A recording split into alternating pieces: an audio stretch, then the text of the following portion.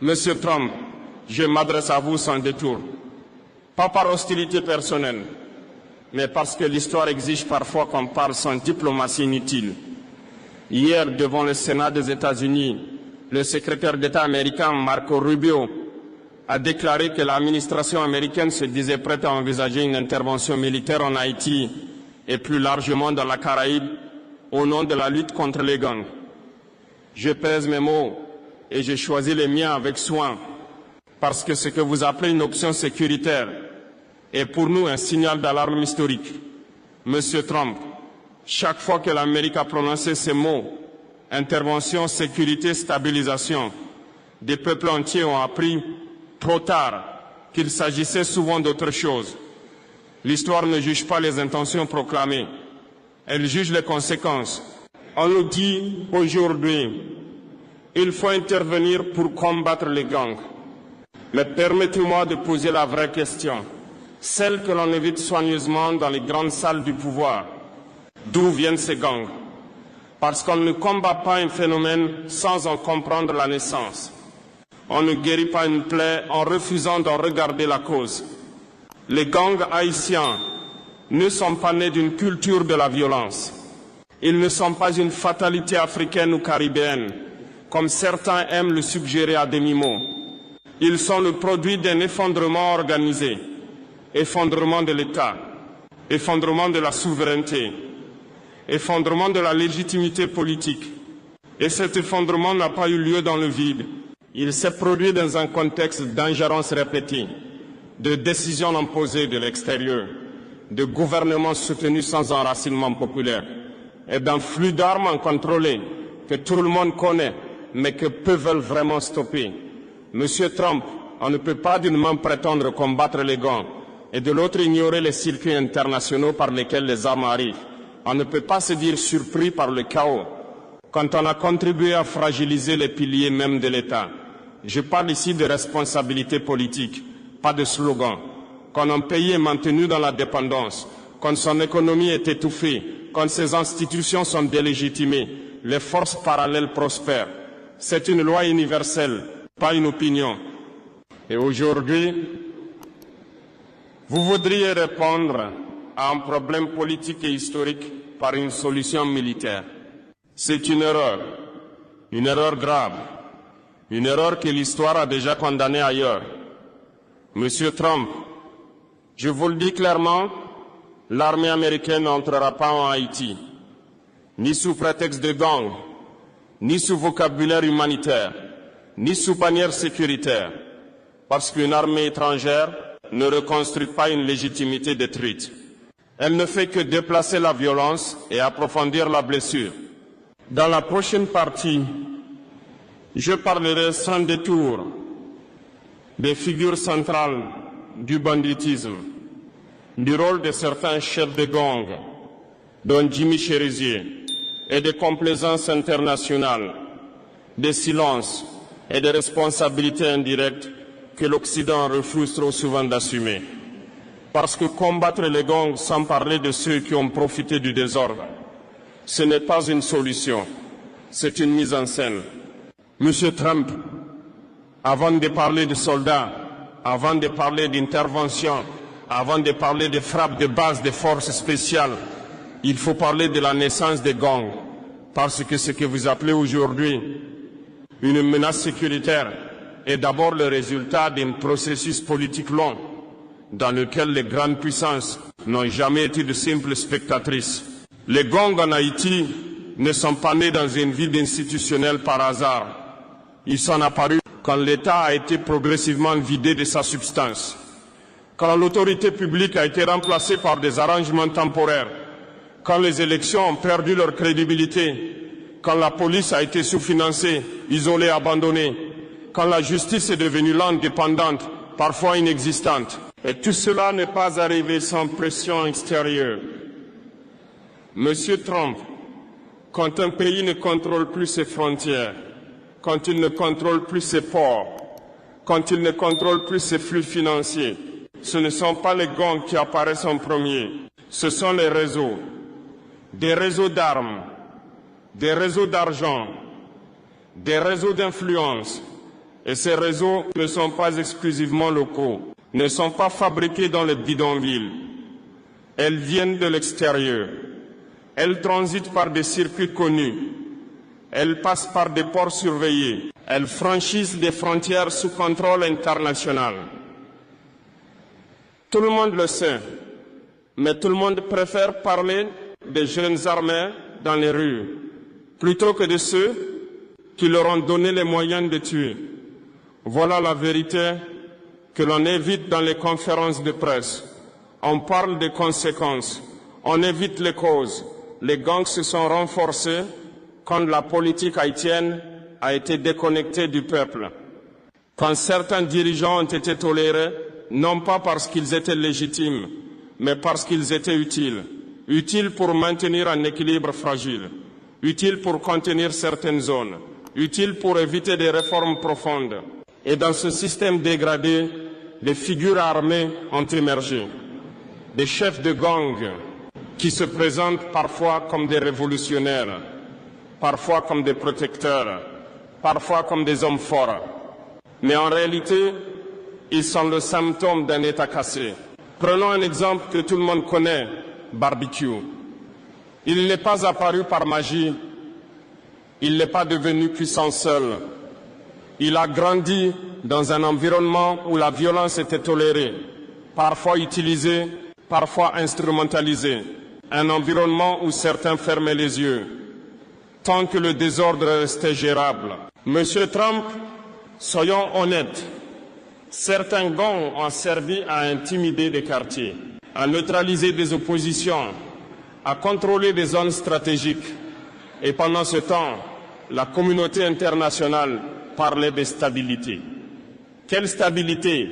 Celle qui repose sur la peur. Et aujourd'hui, les mêmes puissances qui ont accepté ce système bancal se disent prêtes à envoyer des soldats pour le démanteler par la force. C'est une contradiction totale. On ne crée pas un monstre, puis on prétend être les héros en le combattant à coups de missiles. Si cette vérité te parle, ne reste pas spectateur. Rejoins le monde des rêves panafricains. Soutiens une voie libre. Clique sur rejoindre maintenant. Monsieur Trump, le peuple haïtien n'a pas besoin de bottes étrangères. Il a besoin de vérité, de justice et de souveraineté réelle. Tant que les circuits d'armes ne seront pas coupés à la source, tant que l'argent sale circulera librement, tant que les responsabilités extérieures seront niées, les gangs renaîtront. Même après une intervention, même après des opérations militaires, même après des déclarations solennelles.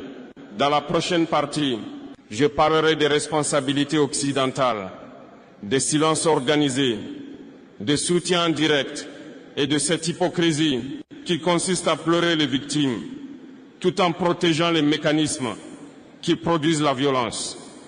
Parce que la sécurité ne se décrète pas avec des soldats, elle se construit avec de la justice. Monsieur Trump, il est temps d'aller au cœur du problème, pas sa périphérie, pas à ses conséquences visibles, mais à ses responsabilités cachées.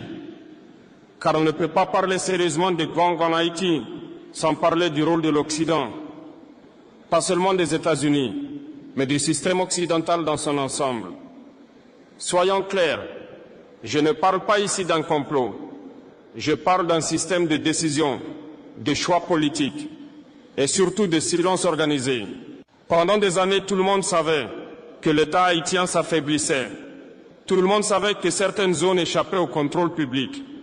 Tout le monde savait que des groupes armés se structuraient. Mais tant que ces groupes ne menaçaient pas les intérêts stratégiques, on parlait de problèmes internes. Monsieur Trump, l'Occident a souvent cette logique dangereuse. Tant que le chaos reste local, il est tolérable. Mais dès qu'il devient contrôlable, alors on parle d'intervention. C'est une logique de gestion du désordre, pas de résolution des causes. Les gangs haïtiens ont prospéré dans un environnement où les sanctions internationales étaient sélectives, les pressions diplomatiques visaient toujours les mêmes, les flux financiers suspects étaient rarement bloqués et les circuits d'armes étaient dénoncés sans jamais être réellement stoppés. C'est cela, la responsabilité indirecte. On dénonce les chefs de gang aujourd'hui. Très bien. Mais où étaient ces voix quand ces hommes armaient leur réseau, quand ils consolidaient leur influence, quand ils devenaient des acteurs incontournables du désordre? Monsieur Trump, dans beaucoup de pays du Sud, l'Occident a pratiqué une politique cynique. Mieux vaut un chaos contrôlé qu'un ordre souverain incontrôlable. Et Haïti n'a pas échappé à cette logique. Certains chefs de gang ont été tolérés parce qu'ils permettaient de contenir certaines zones, d'intimider certaines populations, de faire pression sur certains équilibres politiques. Ce n'est pas une accusation émotionnelle, c'est une lecture politique froide. Et aujourd'hui, on voudrait faire croire que ces mêmes gangs sont devenus soudainement un problème moral insupportable. Pourquoi maintenant? Parce que le chaos n'est plus gérable, parce qu'il déborde, parce qu'il embarrasse. Monsieur Trump, il y a quelque chose de profondément choquant dans cette posture. On refuse d'aider à reconstruire un État souverain. On refuse de reconnaître les erreurs passées. Mais on se dit prêt à envoyer des soldats. C'est la solution la plus facile et la plus irresponsable. Une intervention militaire ne fera pas disparaître les causes structurelles du banditisme. Elle ne fera que déplacer les groupes armés, renforcer leur légitimité auprès de certaines populations et inscrire la violence dans un cycle encore plus profond. Toujours avec les mêmes promesses, toujours avec les mêmes résultats. Des États plus faibles, des sociétés plus fragmentées et une dépendance encore plus grande. Monsieur Trump, Haïti n'a pas besoin d'un tuteur armé. Elle a besoin qu'on cesse de la traiter comme un laboratoire de politique ratée, un laboratoire d'ingérence, un laboratoire d'expérimentation sécuritaire. Dans la prochaine partie, je parlerai directement des figures des gangs, de leur instrumentalisation et de cette illusion dangereuse qui consiste à croire qu'en éliminant quelques chefs, on règle un problème systémique. Parce que tant que le système reste intact, les noms changent, mais la violence demeure. Monsieur Trump, on parle souvent des gangs comme s'ils étaient la cause première du mal haïtien. On montre des visages, on répète des noms, on fabrique des symboles, mais on évite l'essentiel. Les chefs de gang ne sont pas l'origine du problème, ils en sont le produit. Prenons l'exemple que tout le monde cite, celui qui revient dans chaque rapport, dans chaque briefing sécuritaire, barbecue. Il est devenu un nom, puis un symbole, puis un raccourci. Mais derrière ce nom, il y a une réalité beaucoup plus dérangeante. Aucun chef de gang ne devient puissant sans un environnement qui le permet.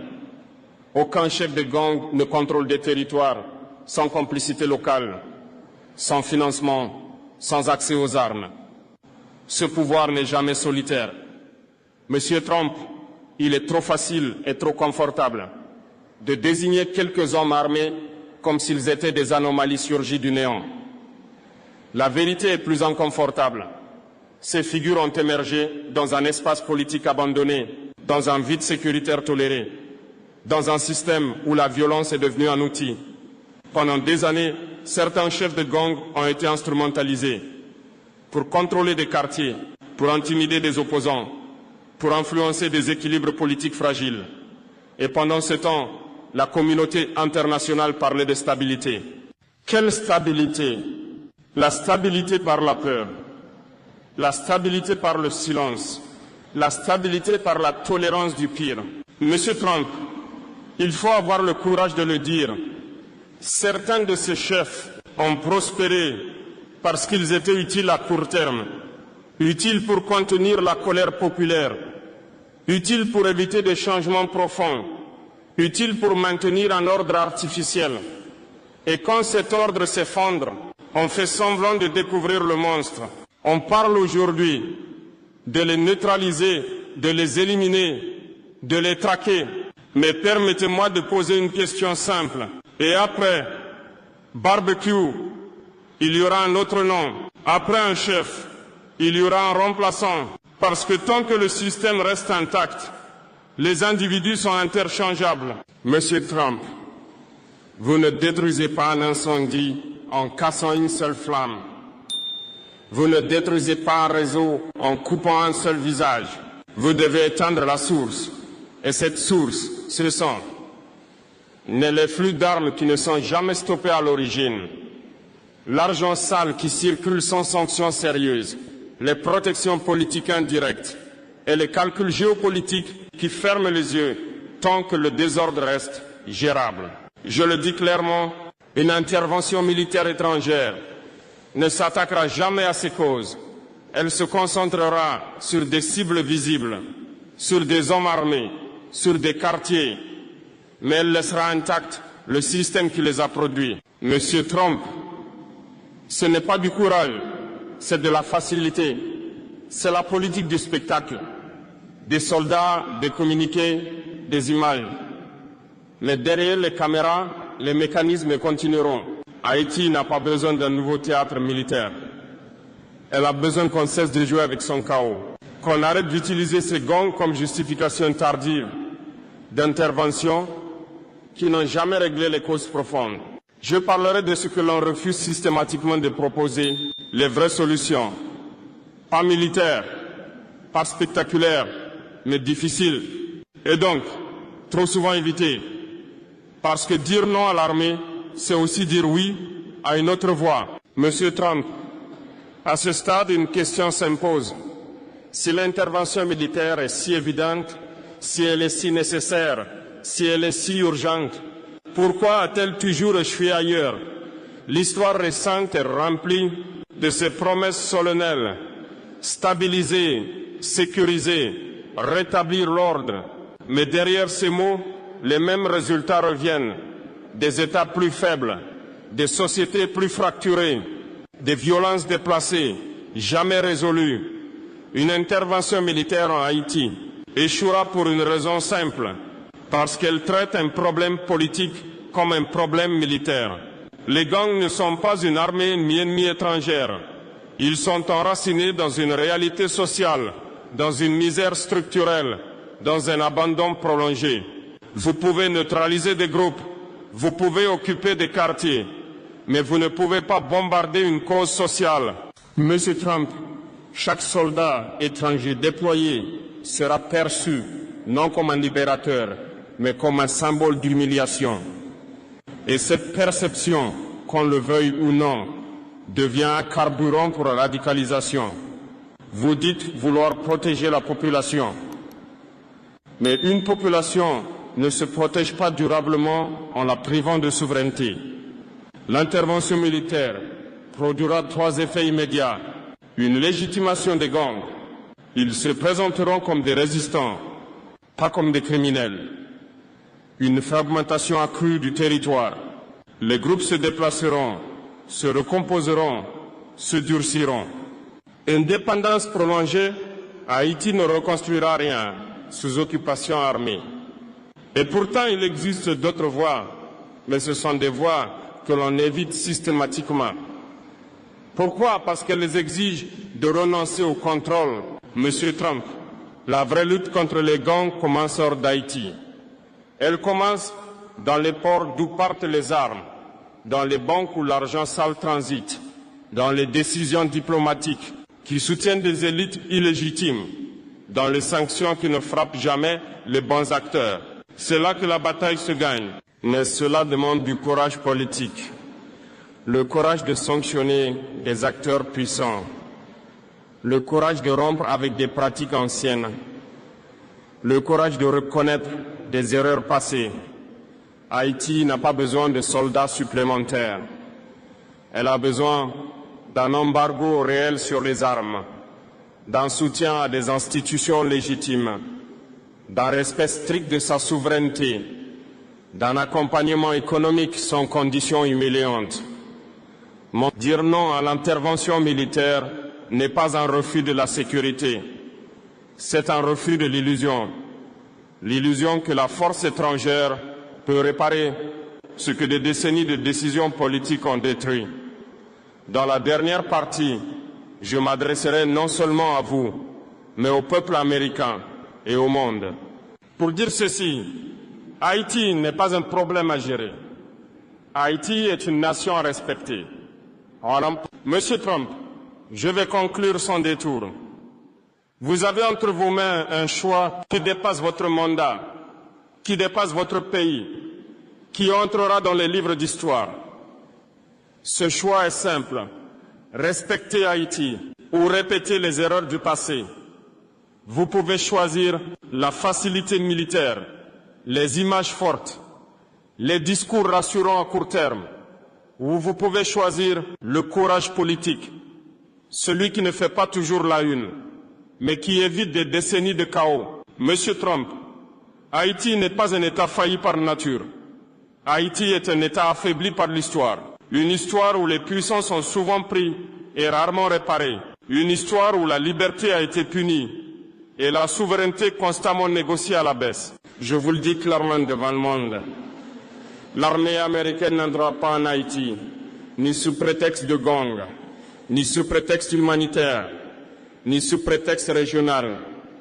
Parce que chaque fois que la force étrangère a prétendu régler Haïti, elle n'a fait que retarder la solution et aggraver la blessure. Au peuple américain, je veux dire ceci. Votre sécurité ne dépend pas de l'occupation d'Haïti. Votre dignité ne dépend pas de la domination d'un autre peuple. Votre grandeur ne se mesure pas à la taille de votre armée, mais à votre capacité à respecter la souveraineté des autres nations. Ne vous laissez pas convaincre que la violence à l'étranger est une solution simple à des problèmes complexes. Ne laissez pas des décisions prises loin du terrain entraîner des conséquences que d'autres paieront de leur sang. Haïti n'a pas besoin d'un sauveur armé. Haïti a besoin qu'on cesse de l'empêcher de se relever, qu'on coupe réellement les flux d'armes, qu'on tarisse l'argent sale, qu'on respecte le choix du peuple haïtien au lieu de le contourner. Monsieur Trump, l'histoire est sévère avec ceux qui confondent autorité et domination.